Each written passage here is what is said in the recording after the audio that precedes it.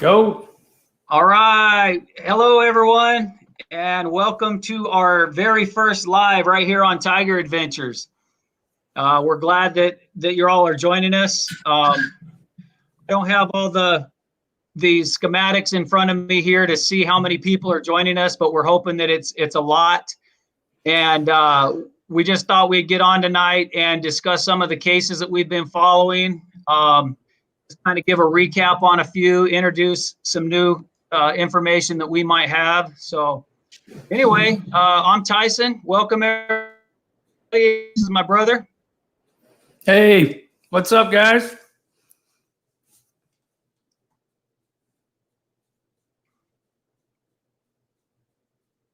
So I guess what we'll do is we'll go ahead and introduce our guest tonight. We've got a couple of great guys that we've gotten to know pretty well over the last few weeks. And I know that you've got to know them as well because I've just watched their numbers skyrocket this week, and that is Mike King and Chris Madonna from Profiling Evil. So, hey, we're thrilled to be here. It's really good to be with you guys. Hey, It's awesome to have you guys here. Hey, Tyson. Hey, Dusty. Hey. It's an honor. Hey. Thank you. Thank you guys so much for coming on. You did tell me when I went on your show a couple of times that you would return the favor, and you probably didn't think I was going to take you up on it, but here we are.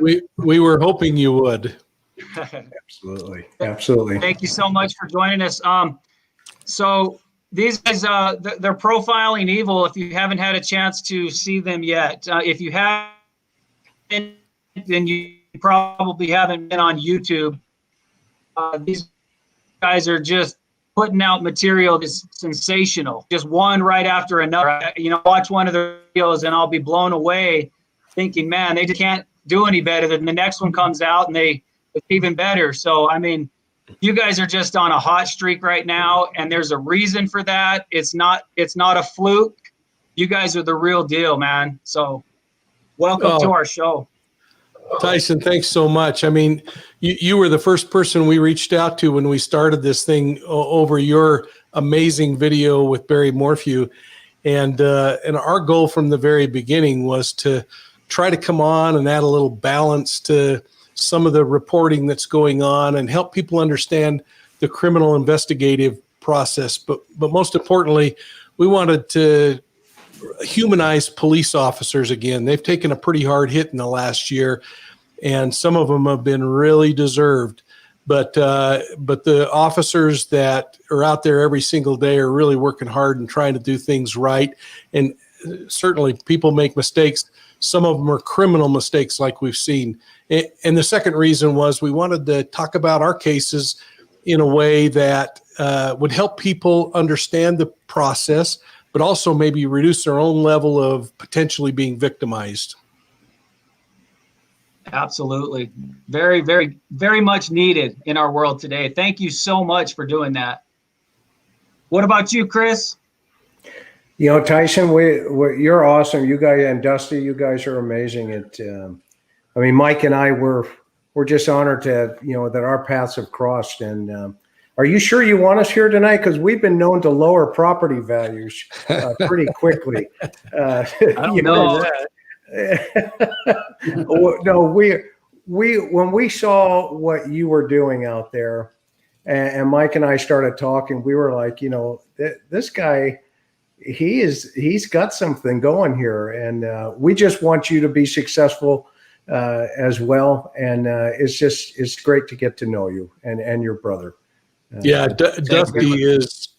Dusty is top drawer. I don't know how you got him to stay in your life, but you're awfully fortunate, and we really have enjoyed that. And like Chris said, Tyson, you're just so stinking genuine. We just love being around you, brother. Oh, well, thank you so much. But I really appreciate those kind words. But I want to talk about my brother for a second. He's been behind the scenes doing a lot of stuff that I guarantee you I couldn't have done. He's got all these different things set up, these analytics, these Patreon things. I mean, there's so much that goes into this. And I just want to give him a shout out, and I want to give him a chance to kind of, introduce himself a little bit and talk about these cases and whatnot. So go ahead, Dusty. Sure. Yeah. It's been a pleasure to work with Tyson. Many of you might not know this, but since he's been a little kid, he's been on the go. We couldn't keep him wrangled in. He's always been all over the place. He's always been able to talk to people, meet people, and he becomes friends with anybody he meets. So it's no surprise to hear you all say the things you've said about him. And it's this has been a learning process for both of us. I didn't expect it to get so big so quickly when I first started. Right after his Barry video is when I started working with him, and it just took off from there. And we've kind of been going off gut feelings and stuff. You know, it's just he'll have an idea, and I'll be like, "Yeah, that sounds good," or "No, that doesn't sound too good." But even if I say it doesn't sound too good, sometimes he just does it anyways. So that's just the way he is. But he's a man on the go. He's gets things done. I'm proud that he's my brother, and I'm proud to work with him. But we got a lot of cool content to cover tonight too. And Tyson's got some new information that he just got today, and I'll let him introduce some of that, and then we'll go from there. Okay. Well, thank you very much, Dusty. Yep. I want to start with Chris, because Chris and I have been texting quite a bit throughout the last week or so, and bouncing ideas off of each other, and our relationship is really starting to blossom. But I want to ask you right out of the gate here, Chris, why do you think, in your professional opinion, Barry Morphew talked to me that day? What was going on there? Because I still haven't figured it out. Well, if you'll, so one of the things that Mike and I know is, consciousness of guilt has to go someplace. And it's not necessarily I'm saying that somebody's guilty. Don't misunderstand where I'm coming from, right? But like when you were asking us, when you were, with us, we saw some things that you got, and it took, a couple of minutes to get it. But I don't think he quite, figured out exactly what he was saying, because it was just so spontaneous. And that was the powerful piece of it. And Mike and I both picked up on it right away. So I don't think he thought about it, to be honest with you. It just happened. You happened to be there.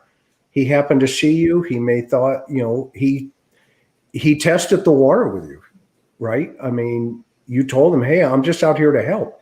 And guess what? You were. Right? So that kind of caught him off guard, and I don't know, that's my, 2 cents. I mean, in all honesty, Mike, I mean, just what you and I have been talking about this for a while. Oh no, I think number one, Tyson, you're genuine. He didn't think he was being recorded, which helped. But he was stressed out, you could tell, and he just responded spontaneously, and that's really a beautiful moment. That's something that doesn't happen often, but you have the kind of personality, you're going to be able to see that happen multiple times throughout your YouTubing career as you talk to people. They'll sense if there's someone that they can confide in and share information with. And it's not secret information they're confiding. They're confiding something because they really do want to talk about things, but they just don't have an outlet for that. So great job. Yeah, great job. All right. Yeah. I know a lot of people have that same question. So I wanted to get to that one right out of the gate. They asked me, a lot of questions about what I thought, why he was giving me this information. One of Nancy Grace's secretaries got a hold of me, or her apprentice, or whoever it was, and she was asking me if I thought that Barry had picked up on the camera being on, if the red light was on, which it was, and it was on the outside of the pocket. He was asking me, do you think he knew it was on, and that he was trying to just like use me as a way to kind of get his story out? Do you think that's a possibility that he knew the camera was on or not? Boy, I wouldn't believe that he did. I think he was he was just yapping too darn much.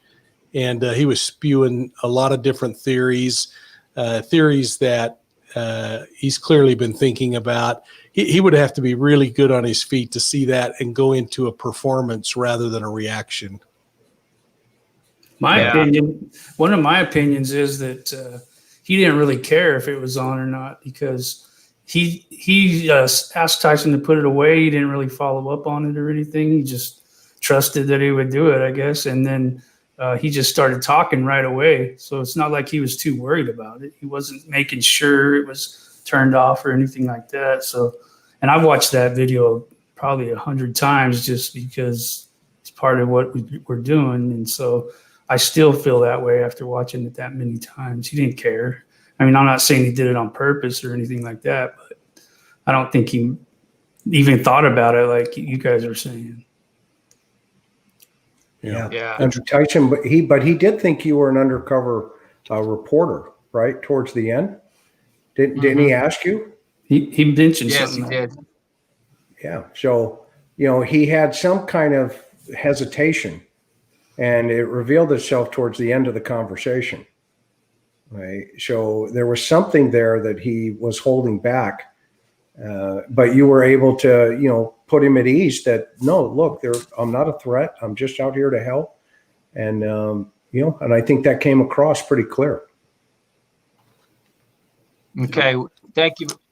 Now, speaking of Barry, I know that you guys and Lauren Scharf and all of us were always kind of putting our heads together, but let's talk about some of the latest things with him.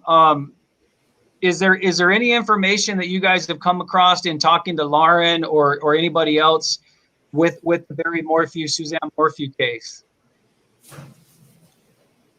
Mike? Tyson, I don't know that there's anything that hasn't already been out there.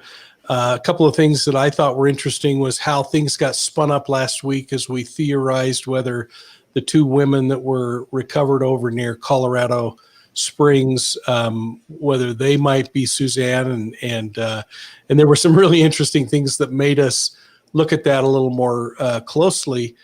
As far as what's happening, Chris and I keep saying to folks that we got to keep going back to the house, and we're wanting to look other places, but we think the real story is back at the house and that second search warrant, the things that occurred there.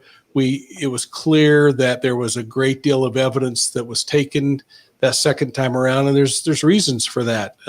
Now, whether it leads to something that points at a close relationship or an intruder, we don't know that. I don't think, Chris, do we? No, I don't think so yet. I mean, I think, Lauren, like you, Tyson, has been just focused on trying to get to the truth.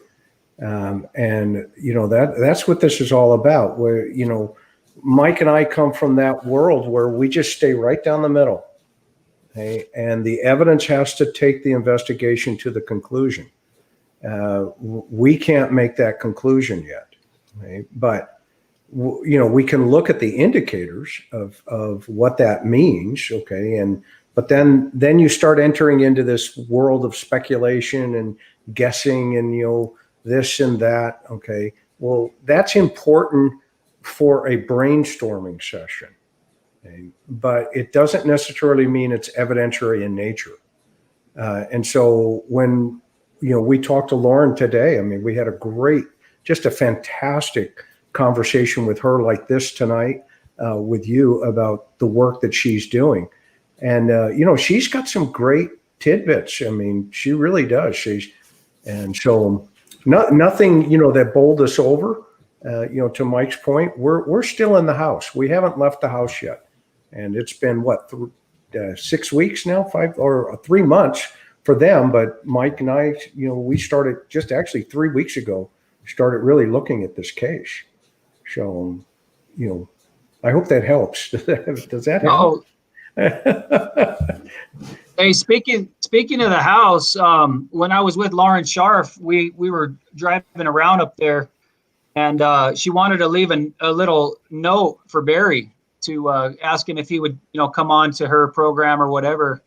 And So we were down in his neighborhood, and she left that there. And man, I was just amazed by her determination and the things that she was able to uncover. She's out there turning over every stone, and some of that stuff I had not heard before. And in fact, she even told me some stuff today that I had never heard before. That she's starting to put together herself that we won't talk about tonight. But she's doing a really good job. So we're hoping that we will have some sort of a break in this case real soon. How do you guys feel about that? What's your gut feeling? Are we going to have a break here pretty soon, you think? Yeah, I think we are. I think just the process of processing evidence is what's really holding us back right now. There was so much that we don't know, but we kind of looked at today like you did, Tyson. You put out an invitation to Barry. We put out an invitation to Barry. Lauren left a note on the door. This is a significant day because of the anniversary, and our focus isn't to put anybody under a spotlight. It's to talk about the fact that these are really important days for victims and a chance to pull at the heartstrings of the person responsible. If there was something or a person responsible, we still could have a woman who fell in the creek and drowned, and we haven't recovered a body, or she may have taken off on her own, which I think is less likely. But this is a period or a day that we really hope somebody would step up and say, this family deserves to have a little inkling of what or where she is. And I half expected that today we might hear somebody call in a tip to the sheriff's office saying, hey, you can find the body here, or something along those lines. And the day's still 8 or 4 hours young for the mountain time for him. So. Yep, still early. Yeah, that's a really good angle right there, Mike. That's one that I hadn't considered. I think a lot of people thought that we, in doing what we were doing, trying to get Barry to speak, they thought that we were, being mean to Barry, that we shouldn't really pressure him. But I hadn't really looked at it like what you just said there, where we could put pressure on whoever the perpetrators are. If she was abducted or if something else sinister is going on out there, like you said, it tugs at their heartstrings, and maybe we could have had some kind of movement. But, so there's so many different ways at looking at these things, not just that we're trying to get Barry to talk because we think he's guilty and we're mean and everything else. Barry doesn't realize that if he were to come out and talk to Lauren or anybody else, and that he felt safe and comfortable with, that he would have so many people that came out and supported him. He would have so many people that had his back, but he doesn't realize that. If he could get his name cleared and get everything straightened out, he would have an army of people behind him to help find his wife. Yep, I agree. What do you think, Dusty? I was going to ask Mike and Chris, have they ever seen a case where the family is so tight-lipped when somebody's missing? Because I go on some of these Facebook groups that talk entirely about this case, and that is there's a divide. Either the person is asking those questions like why aren't they saying anything, or they're saying why would they say something? It's just going to be used against them if they're on one side or the other. So that's the question I wanted to ask you guys. Well, Mike, you want to start or you want me? Well, I'll tell you what. So there's a couple of ways that we can look at this. The first is, people grieve in various ways, right? So that's the first consideration.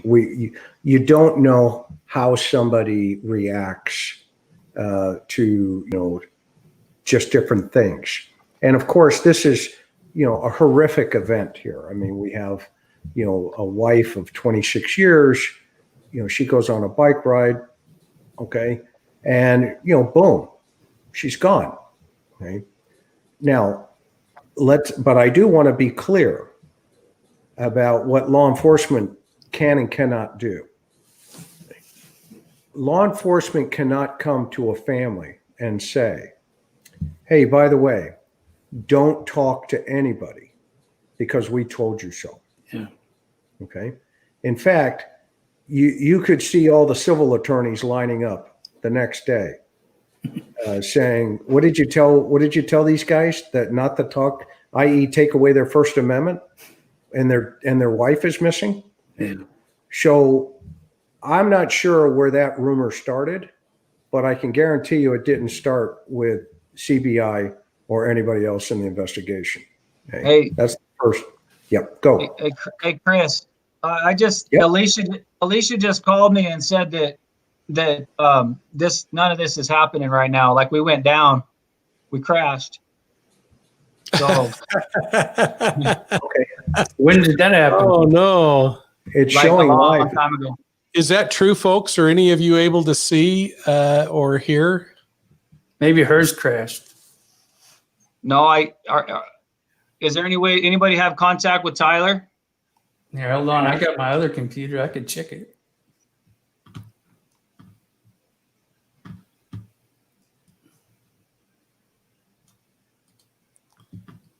Now we're on there. We We're still good. going? Yeah. Metal Okay. Madness just reported that you're up. Yeah, you might be having some bandwidth problems. What did he say? Nancy's here in Oregon. She hears you, sees you. Okay. Right. Okay. All right. Hey, I just got a message. Somebody's watching us live. Okay. I guess we're good. I apologize for that, but No, it's okay to check. yeah, So, people are yeah. saying, I'm getting text messages. People are saying that it was crashing or something. So anyway, go ahead. So, Go ahead, Mike. yeah, Chris and I kind of live by the law of Mutt and Jeff and yin and yang, and we always seem to land on this level plane. But when one of us brings up one option, the other one always brings up the other side of the rainbow to keep this conversation level and looking at both sides. And I agree with everything he said, but I would suggest that there may be cases where law enforcement would encourage a family to be quiet if they are zoning in on something, they know the answers to the questions that maybe we're all asking, and that having the family shooting loose rounds and standing out in front of the media might jeopardize something that they've got in play. But Chris is right on. I mean, they can't demand that. And so we talk often about the difference between what we're seeing here and what we saw during the abduction of Elizabeth Smart in Salt Lake City, and a family that was every single day in front of the news. And when they weren't, somebody else was in their behalf. And they were trying to send a message to that child that if she happened to be walking somewhere and saw on a television that her family was still looking for her, it might bring hope and bring her some sense that people are still caring about her. So there's a lot of pro and con to both sides of the picture, but exposure, I think, is always good. Transparency is always good. And if you think of anything that is less than straightforward, it's something people try to keep in the dark. Criminals try to hide information. Evil tries to keep things in the dark, and goodness tries to expose light. And so I always think we should err on the side of transparency, quite frankly. Yeah, I agree with that. I do. I agree with that as well. And that's coming from you guys, and that means something, man. You guys between the two of you have 75 years of experience. Yeah, Chris had 70 of those, though. He's got this guy over here, wherever the finger goes. And you know what that's what friends are about, right? I mean, and all of us, we're here, we've met you guys, through this process. Mike and I have been friends for a very long time. And I mean, we've met Lauren, we've met, so many great people that's the one thing we've always known is the 96% of all people are really good people. And that's, that's kind of, one of those things that we just got to always remember. The world's a little crazy sometimes, but most of the time, who that bucket of kooks are, and you just kind of let them be. Hey, and just to follow with Chris there, Tyson and Dusty, one of the things that I think is so cool is I'm seeing a batch of names streaming through here, and there are now you take that 75 years between the two of us, and you add all of the years of life experience, because really investigations is about applying principles. You and Dusty probably have never dreamed to be a serial killer, but if you were to break down what motivates a serial killer, it's, power, dominion, control, having in their wacky mind relationships. Well, you can understand how someone would feel if they were rejected or if they were having a difficult time creating a relationship. The difference between you and me and a serial killer is that we're willing to go through the process of having failures in our relationships and working when things are rough, and taking patience and expectations that get extended out, where they're not. They want something immediate and they satisfy it. So as you think about this, think about too, this huge pool of people, and this is something Chris and I are really trying to take advantage of, is the fact that there is a bucket load of experience sitting in this chat window here that might come up with something that says, I remember when I was a little boy, we did this way, and that what you're talking about reminds me of it, and that might be the secret recipe to break a case. Perfect. Yeah, Go ahead. it's awesome. No, I have nothing more to. I think that Mike nailed it. Okay, now I want to shift gears here for a minute. I want to talk about the. I think I'm going to skip over the Daybell discussion here tonight, just because there's been so much discussion about it lately, and I mean everybody's pounding that story, and rightfully so. But for the time that we have left, because I was hoping to keep this around just an hour, I want to talk a little bit about the Nick Cordova case.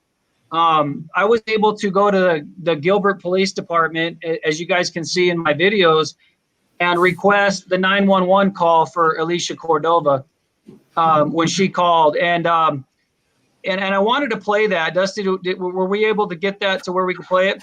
So Yeah, I've got 5 minutes of it. The last 2 minutes I had to cut off for these clip things, but yeah, the last couple minutes is just pretty much what you'll hear at the end anyway. So okay, yeah, you want me to go ahead and play that? Yeah, let's go ahead and play that. All right. Hopefully May 27th, 2020, 17 hours, 30 minutes, 36 seconds. It's okay to breathe. Your emergency. Yes, someone. I'm on FaceTime with my husband. My kids are FaceTiming, and someone came in and started beating him. I think they have a gun. What's your address? He's at Gilbert Air, and Gilbert Air. I can't even look at the address right now. I'm freaking out. Is he at work? Yes, he's at work. His address is 511 West Guadalupe Road, number 13. Okay, 511 West Guadalupe Road? Yes. Nick! Wait, 113? 511 West Guadalupe Road, number 13. Okay. Nick! Is he still there? I can hear things moving around, but I don't see anyone. Dr. Capri, get out of the room, please, babe. Nick!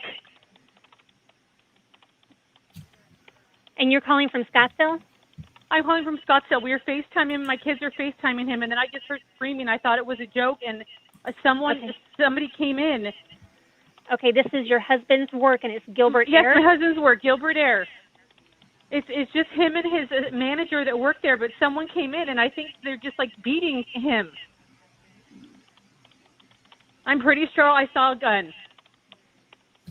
I still have him on FaceTime, but I can't see anything. Babe! Okay, Nick! Are you hearing anything? I just hear moaning. I don't know if it's him or the manager. Okay, I've got help on the way, okay? Please hurry. Hurry.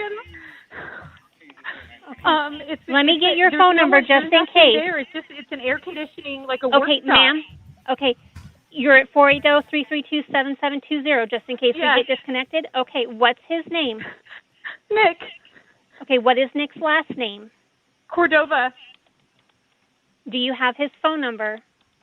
Yes. What's his phone number?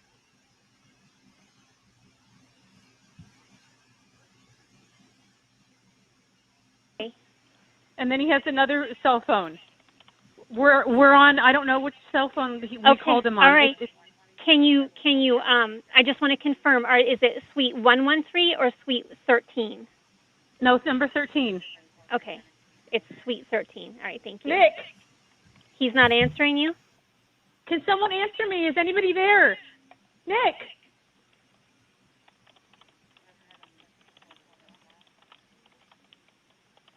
The cops are coming, babe.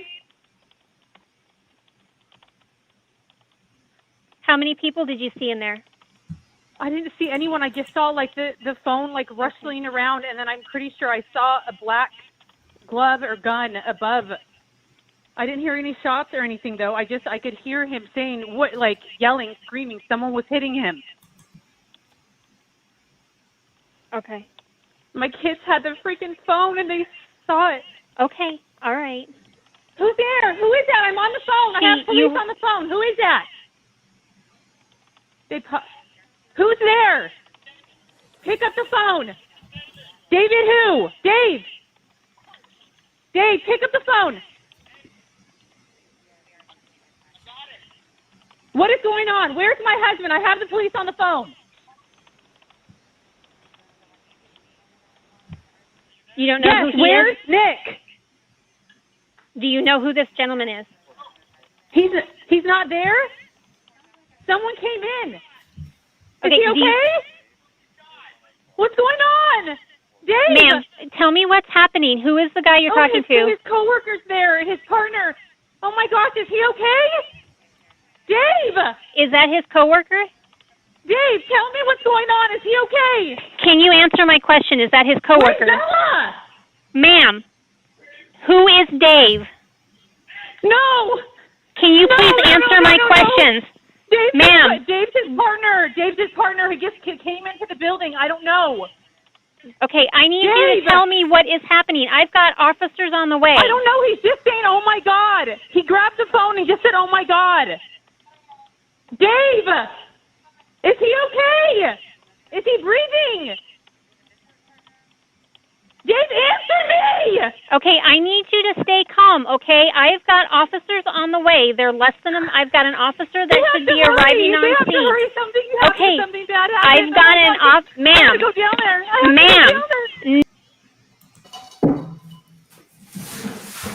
Sorry.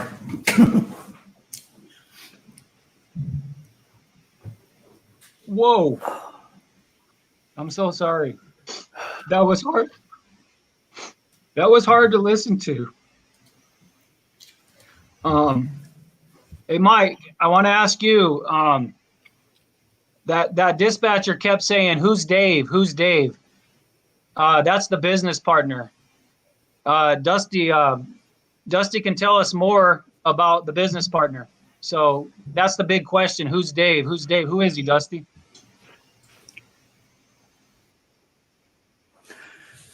Dave is David Sweetman. He was a silent partner of Nick's. He used to own a towing company. He's had several different little companies, but yeah, that's who Dave is. One thing that stood out, I've never heard that before. That was the first time I heard it also. And one thing that stood out to me was, why wasn't Dave answering her? Like, he was talking. I mean, that made no sense to me. Like, why he didn't say something. He said his name, but that was about it. At least that's all I could hear. And yeah, Dave's. We've tried to contact him several times and talk to him, and we've got nothing but pushback. And I got cussed out a few times by his wife and different things like that. So there's not really very much cooperation whatsoever in that ballpark. So I know that he was married once before to a doctor. Her name was Laura Sweetman, and she passed away. Not sure exactly the details, but I know that she was young and she passed away. But yeah, what do you all think? I don't know. What's your reaction to that, Chris? We'll start with you. What's your reaction to that phone call?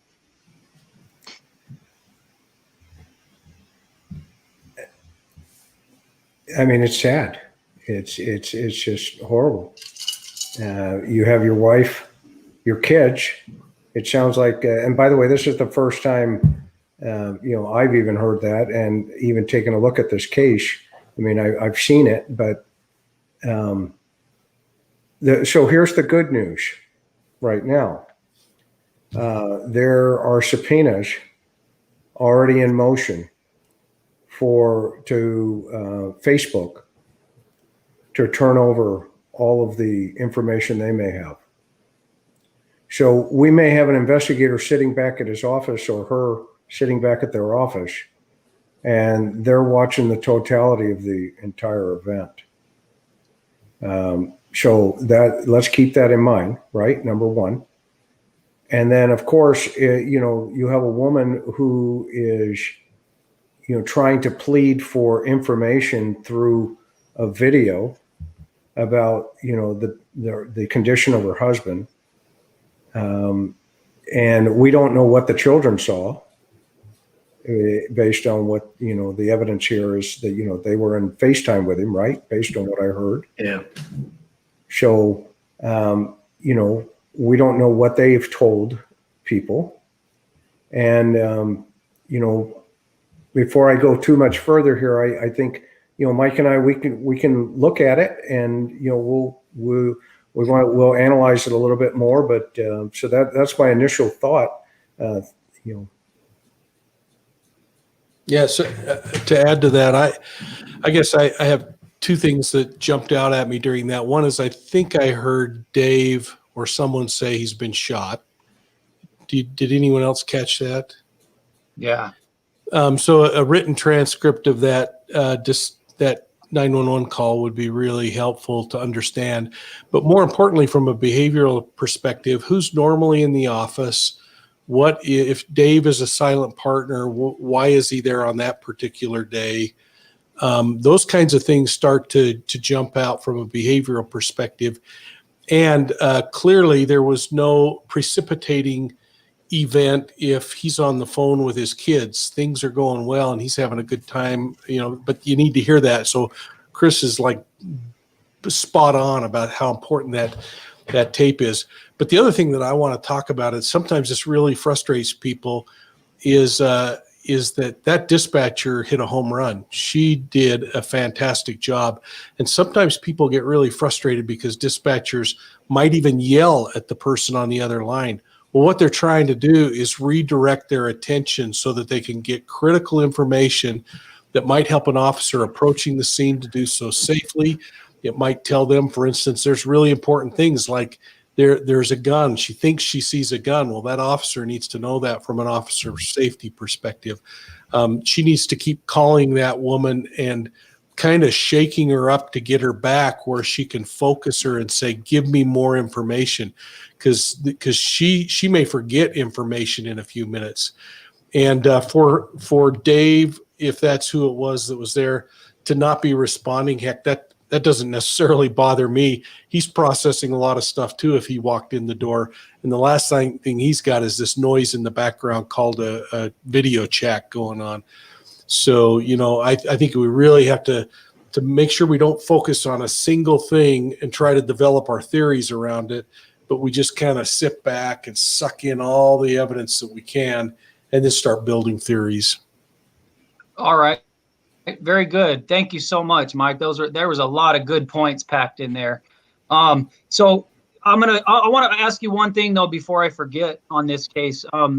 You guys, I'm sure you've seen the video at least where the perpetrator walks into the 7-Eleven Arco on the corner of Guadalupe and Cooper. And we have such a clear shot of this guy.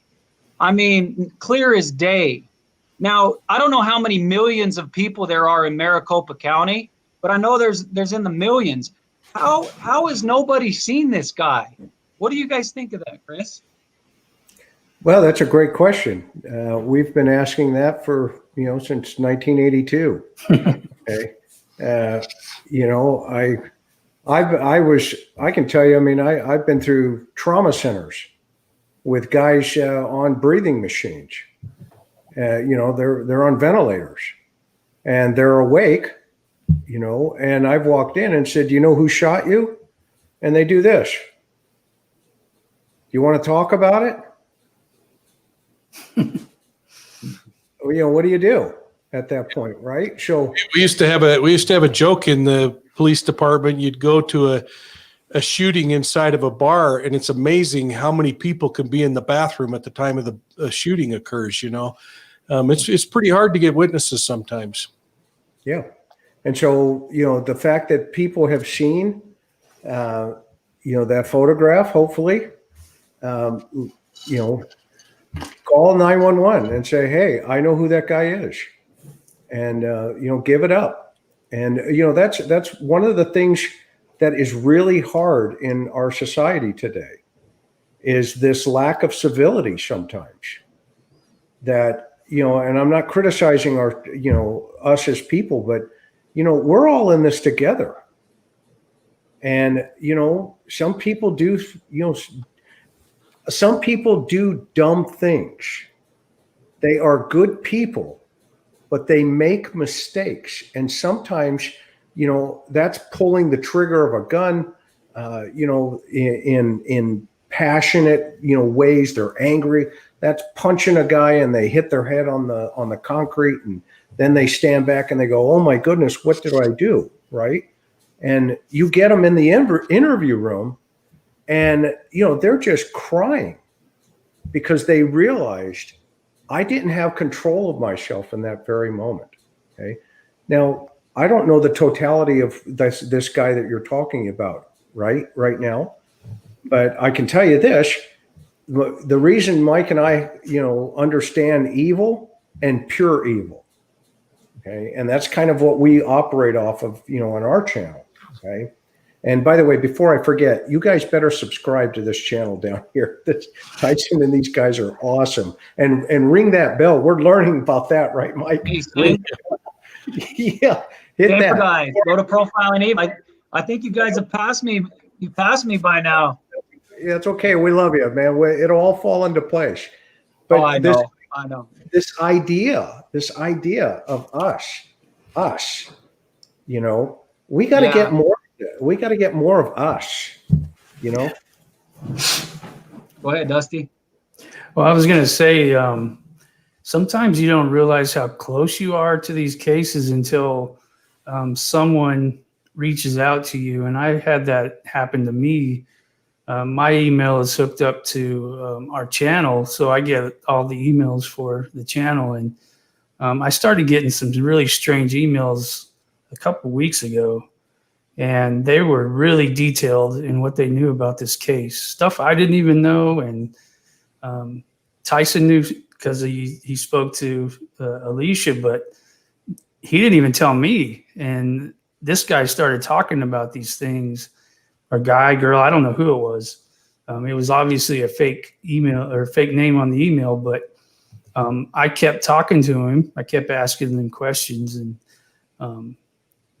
I just kept getting information. And I thought, man, this person either had to be talking to somebody that was there, or they were there when this happened. And so I asked Tyson, what should I do? I think he reached out to you guys, and what we came up with is we were going to turn him over to the Gilbert PD, which we were going to do that anyway. But we wanted to know if we needed to keep talking to the guy. But once I said something about what do you want me to do with this information, he ghosted. He was gone, and I emailed him a few more times, and that was it. He said his life was in danger and all this stuff. And so, this, like you guys were saying earlier, you could be part of solving a case, and you're not even. I'm not saying that's what's happening here, but people have nuggets of information they want to tell you, and I think that goes along with there's evil and pure evil, and there's people that were maybe at the wrong place at the wrong time, and they want to make it right. And that's what I feel happened in that case. Maybe they heard something, or they were witness to something, and they wanted to make it right.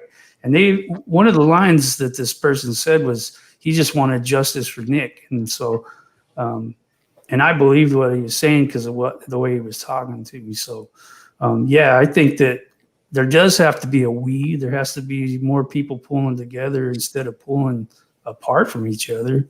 And yeah, that kind of blew me away. That was an eye-opening moment for me. Like, okay, we're really in this, and it's not some surreal, it's not some far off notion. And it was pretty surreal for me. So, yeah. Well, I think you did the right thing, fellas, in the way that you handled that. And that won't be the first time you have someone confide in you some information that could really help turn a case. It may be people in your chat rooms that are doing that. It may be someone who hears about it from a completely different source. And so it becomes almost an art to help them make that transition of running scared versus empowering them to where they can go forward and talk to somebody.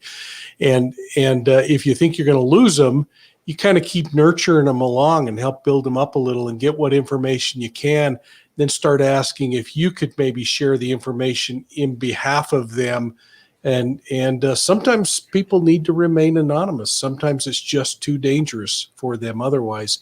But the answer for you, and I think for all of our listeners on all of our channels, on all of these true crime podcasts, is, don't think you're the end of the tunnel when information comes. You got to figure out when it's appropriate to pass it off to the people that are making the decisions and managing the cases and have the authority to go forward and do things.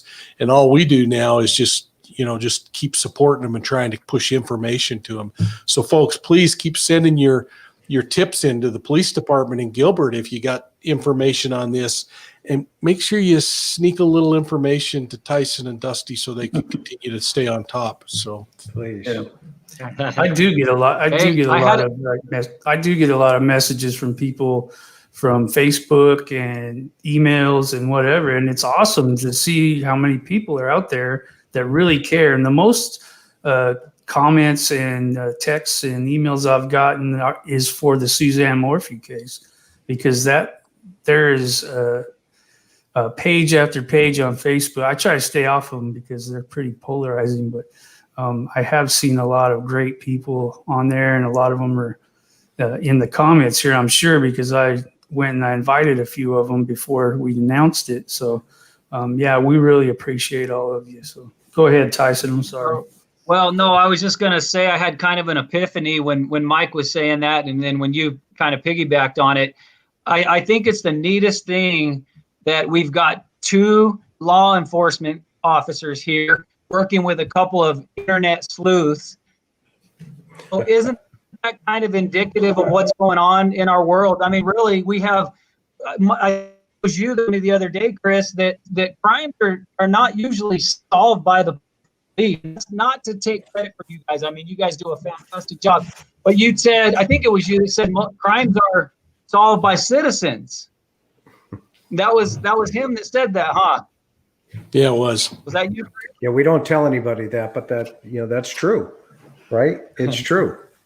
We just gather the information and we connect all the dots, and we happen to have tools on the other side that help us, scientifically and that kind of stuff. So, but you're right. You're right.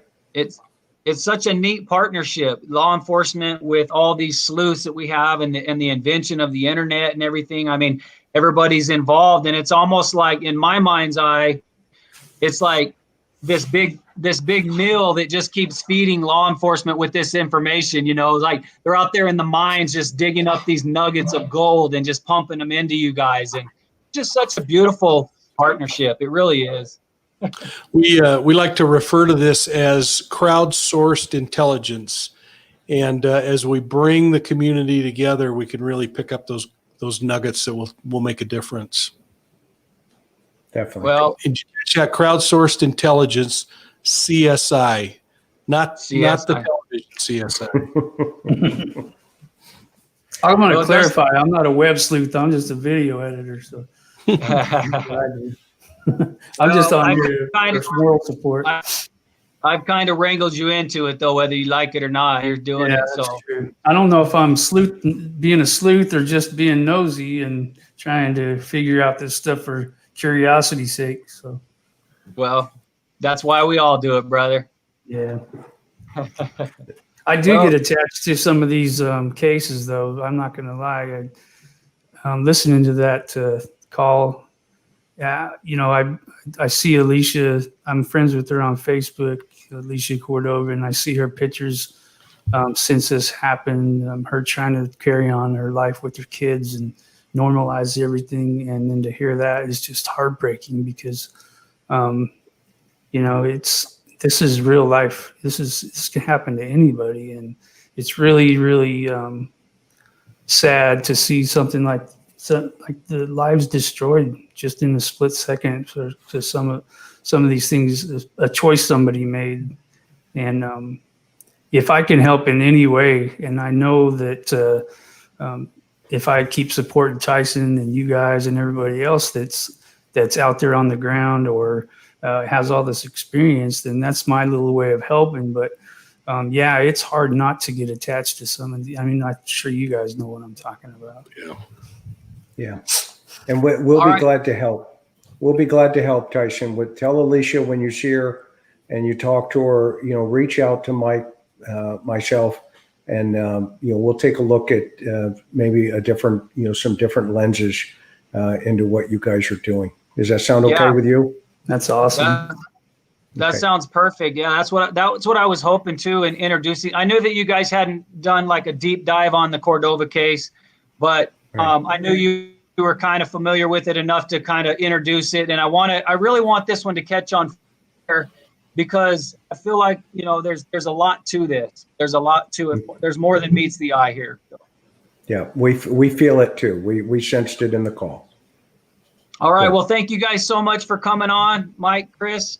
Thank you. Make sure you guys hit those buttons. Is that what is this what we do? Is this what hit those buttons. Ring them bells. If I could just mention, we'd love to invite anyone who wants to join us tomorrow night at 7 for a live broadcast at Profiling Evil. So just your YouTube channel and Profiling Evil. We'd love to see you and talk to you. And we'll be yapping up and talking about all the great things you're doing as well. But this is so fun, and these partnerships make a huge difference. And we're just committed to you guys and seeing you get successful. And obviously, we want to grow and be successful as well. So thank you to everyone. We're seeing so many names Tyson. that are visiting. Thank you, guys. Have a great night. Love listening to you guys. It. Keep it up. All right. Aloha. Bye, guys. See you later. Bye. Yep. Oh man, those guys are top notch, bro. I love talking to them. Oh, absolutely, man. When they first reached out to me to come on their show, they were kind of doing a little dive on the Suzanne and Barry Morphew case. And I just took one look at those guys and talked to them for about 5 minutes. And I knew that they were going to be huge. I knew they were going to be huge someday. And well, before you even mention them, I had written down Mike's name because I'd watched his first video, and he was talking about the victimology or whatever he calls it, and that scale he talks about. And I wrote all that stuff down, and I'm like, I'm going to tell Tyson about this. This is so cool. And then the next thing I know, you're telling me about them getting a hold of you. And so I thought, man, this is how this always works. It seems like we're always meeting at the same point, no matter, you're in Arizona, I'm here in Kentucky, and it just seems like we're always on the same path, though, that leads to the same people and the same stories, all that stuff. So it's pretty cool how that works. Yeah, it sure is. I remember when I talked to Barry Morphew, and then you and I started talking about, the case and some of the things that were going on. You had mentioned, let's keep going with it. Let's keep going with it. And so, you kind of saw the vision before I did. But, I think we just got in this at the right time with the right people. We're building some solid relationships with, I don't even want to start mentioning names because I'll leave somebody off, but, just so many good people out there. And we're just so glad to be a part of it, and just do whatever we can do to help bring, like I was talking about before, bringing that information to law enforcement, letting them process it, but at least getting that information there, so. Yeah. And I think I'm going to reiterate how amazing it is that the people that follow us reach out to me and give me these little, like you guys call them, nuggets of information. And I mean, I've got stuff from, court records to property records to, I mean, people are sending me stuff all the time. I don't even know what to do with all this stuff most of the time. So I'll pass it on to Tyson and we'll check it out. And, eventually most of that stuff's probably going to come into play, with some of these cases.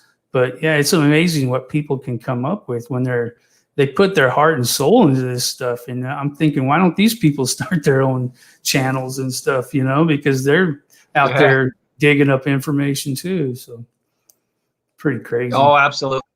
Yeah. It's just amazing. All the people that since I started this little adventure, just so many people that are they've got such nice things to say and cheer you on. And, I mentioned the other day how many haters there were, but really there's such a small minority compared to the good people out there. There's just so many good people, and they get emotionally invested in these cases, and they really do care. It's such a wonderful thing, so. I don't think there's that many haters. I just think that they stand out because of the things they say and how loud they're yelling them. But I've seen multiple times as many followers and people that have good things to say about you and the things that you're doing. And it's easy to, because when you're out there and you're doing this stuff, you can see that your heart's into it, and it's not something you can fake. It's not something that's, easy to fool people with. I mean, it's genuine compassion and devotion to these cases. And I see it. And I mean, I get to see it all the time because I'm editing your videos and I'm going through stuff that these people, most people aren't even going to see. Maybe we should put all that together and have some kind of membership thing where they can watch all the footage. That might be something we can think about. Heck, we don't even know what we're doing, folks. We're trying to figure this out. We got a guy behind the scenes. I'm looking at him right now. He's helping us out. And yeah, man, if he wasn't here, I don't know how this would be going. So, well, I'm glad you're able to see him. I can't even see him. So at least we know he's there. And thanks, Tyler. We love you, man. But hey, I want to say in closing that, I've been getting texts all night. That's why I keep looking to the side here. People keep texting me and telling me that our show keeps turning off and turning back on. So I don't know if we had any technical difficulties. If we did, we want to apologize for those. I don't know the extent of it, but if you were able to see the entire show, great. If if not, we apologize. Hopefully we can get those things ironed out. So yeah, it's our first one. You're gonna have to be patient with us, people. Like I said, we don't really know what the heck we're doing, but we're trying to figure it all out. We're studying, we're researching, we're learning as we go. So that's the best we can do, but we're trying to bring the best quality stuff we can. And there's going to be little bugs here and there, but we'll work them out. Like Tyson said, we'll do it. Yeah. All right, bro. You got anything else? I just want to say, trying to wake up. I just want to say thank you to everybody for coming out tonight and being a part of this. This is our first one. Again, hopefully we'll have a lot more in the future, but thank you to everybody who sent donations. I can't see them over here. I'm not sure how many people did. I saw a couple pop up in the beginning. If you sent a donation, thank you very much. That keeps us going and helps me get to those spots that we travel to and like to get the firsthand footage of. So, and other things. But thank you guys so much. Thank you for joining us, and we look forward to doing it again soon. So, thanks, guys. Dusty? I'm good. Thanks, guys.